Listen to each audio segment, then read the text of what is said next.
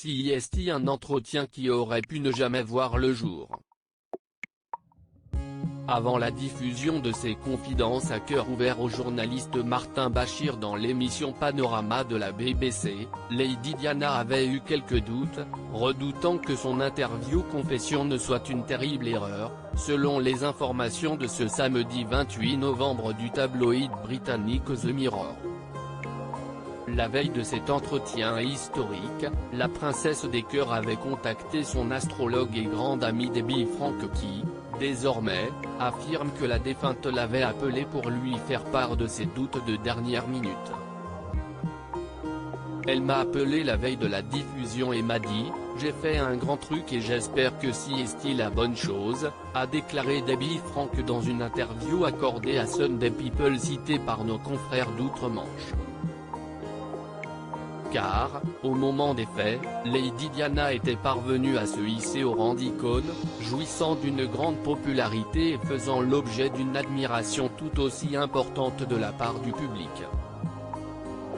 Elle avait l'air assez haletante.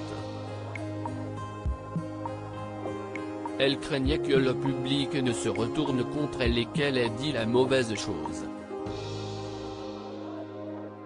Elle avait les conseils de quelques personnes mais n'était plus sûre que ce soit la bonne chose à faire. Face au discours de son amie, Debbie Frank ne lui avait pas caché qu'elle avait pris un risque, dont elle était certainement consciente puisqu'elle n'a laissé fuiter aucune information au sujet de cet entretien, en ajoutant toutefois que son choix était compréhensible.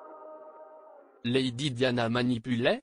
Mais, contre toute attente de Lady Diana, l'interview a eu un impact positif sur le public britannique. Peu de temps après la diffusion de Panorama, la défunte mère du prince William et du prince Harry apprenait sans doute avec soulagement que ses confidences sur son mariage avec le prince Charles ou encore sur leurs infidélités n'avaient été que bénéfiques pour sa cote de popularité. Mais en faisant tomber le masque, Diana Spencer s'était mise la famille royale d'Angleterre, cette dernière tenant particulièrement à garder la tête haute face au public, même en cas de crise. Pour Debbie Frank, Lady Diana n'aurait été, ni plus ni moins, manipulée par Martin Bachir. Il a exploité Diana comme d'autres hommes l'ont exploité durant sa vie. Diana aimait bien Bachir.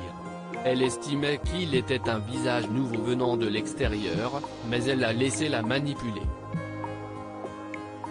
Selon elle, il n'y a pas de doute, Martin Bachir s'en est pris à quelqu'un qui était dans un état extrêmement vulnérable.